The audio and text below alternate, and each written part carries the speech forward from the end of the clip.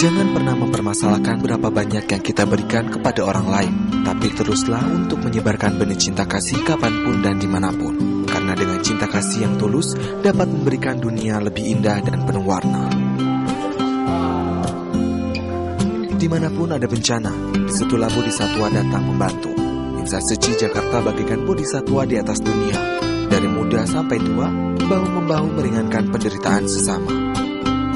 Pada tanggal 10 Maret 2013, kembali para insan Seci mengadakan bakti sosial untuk meringankan korban bencana pasca banjir pada Januari 2013. Sebanyak 4.406 paket sembako yang terdiri dari 5 kg beras cinta kasih dan 20 bungkus mie instan vegetarian dibagikan kepada warga Jelambar, Jakarta Barat. Selain itu, pada tanggal yang sama juga dibagikan 4.851 dus mie instan vegetarian pada para warga Pejagalan Trogong, Jakarta Utara. Kegiatan pemberian bantuan cinta kasih ini juga telah memberikan inspirasi bagi lurah kelurahan Pejagalan dan warganya untuk turut serta berkontribusi dan membantu Yayasan Buddha Seci apabila ada kegiatan sosial lainnya. Atau ibu hamil yang memang memerlukan prioritas, laporkan kepada kami atau kepada PNI. Ya, karena selama ini mereka sudah melihat langsung, ya kan? Mereka melihat secara langsung apa itu kegiatan Buddha Suci, sudah mengena di warga kami, bersedia membantu kegiatan Buddha Suci.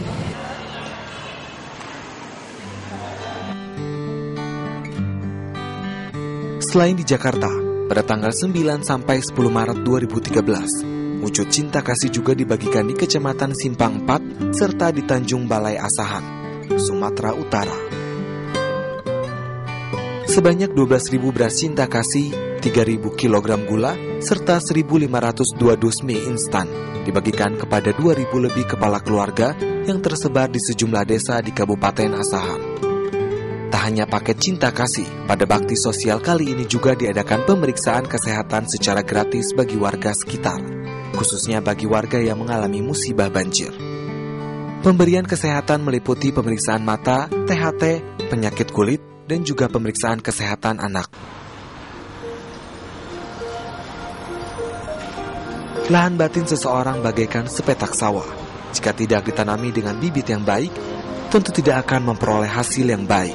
Hal serupa juga harus diterapkan kepada para siswa untuk diberikan siraman budi pekerti yang mulia, agar kelak memiliki kepribadian yang luhur.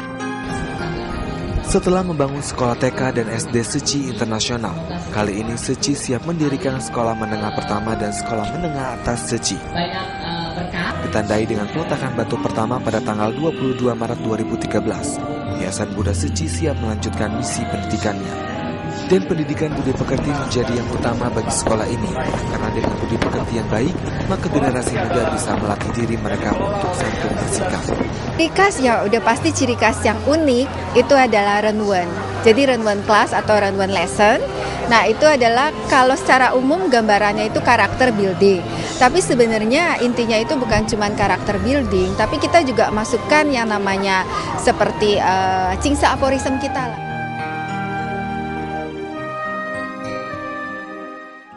Mahalnya biaya pengobatan untuk para penderita kanker di Indonesia membuat para penderita kanker yang hidup di bawah garis kemiskinan kesulitan untuk mendapatkan pengobatan. Melalui misi kesehatannya, Yayasan Buddha Seci bekerjasama dengan National University Hospital atau NUH yang berada di naungan National University Health System Singapura. Jalinan jodoh pun terjalin pada tanggal 1 Maret 2013 di kantor Yayasan Buddha Seci, Pantai Indah Kapuk, Jakarta. Dalam perjanjian itu, tercantum bahwa Yayasan Buddha Seci diizinkan untuk mengirimkan pasien-pasien yang terkena kanker untuk mendapatkan pengobatan maupun pencangkokan sumsum tulang di National University Hospital Singapura. Selain itu, para dokter dari Yayasan Buddha Seci juga akan dibekali pengetahuan ilmu kedokteran oleh dokter-dokter di sana.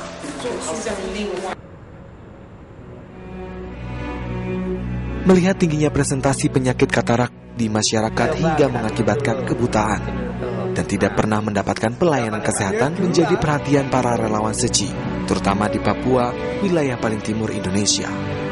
Karena permasalahan inilah, Yayasan Buddha Seci perwakilan Jayapura, Papua mengadakan bakti sosial kesehatan mata katarak dan petrichium bagi masyarakat tidak mampu di Kota Jayapura, Kabupaten Jayapura, Kabupaten Kermon, Kabupaten Sarmi sebagai solusi kesehatan.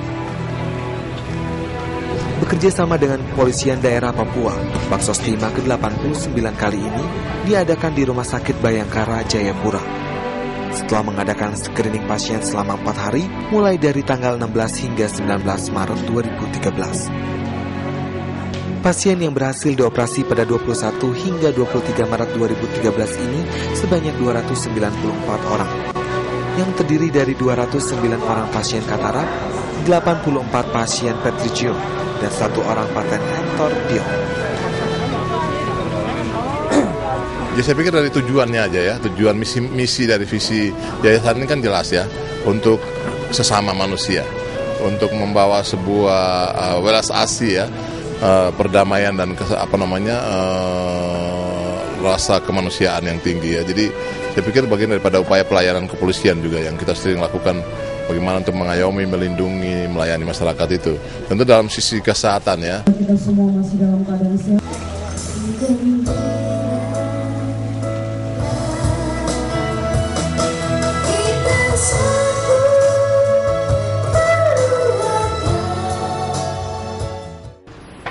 Untuk memudahkan relawan luar negeri, Indonesia merupakan negara pertama yang mendapatkan jodoh yang baik sebagai penyelenggara training 4-in-1 yang biasanya diadakan di Taiwan.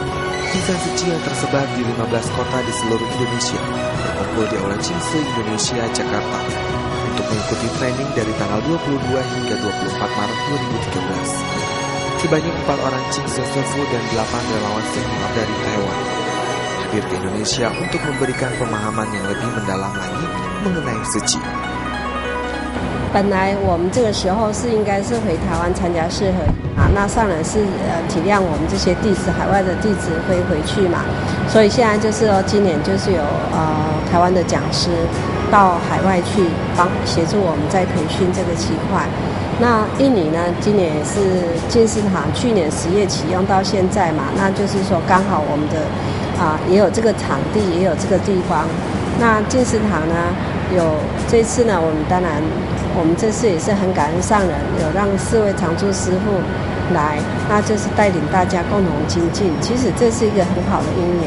我们这么大的净思堂，那大家可以凝聚在一起共修。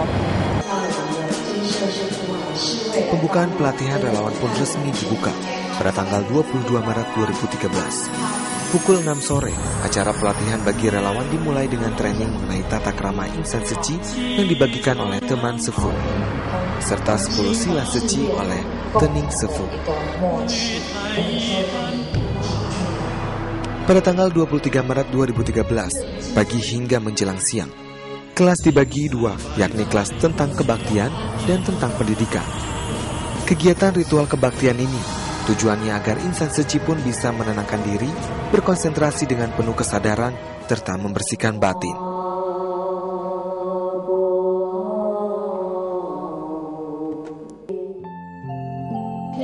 Dan pada kelas pendidikan, 2 orang guru dari Suci School Taiwan memberikan sharing pada para guru dari Sekolah Cinta Kasih dan juga guru dari Suci School Pantai Indah Kapuk.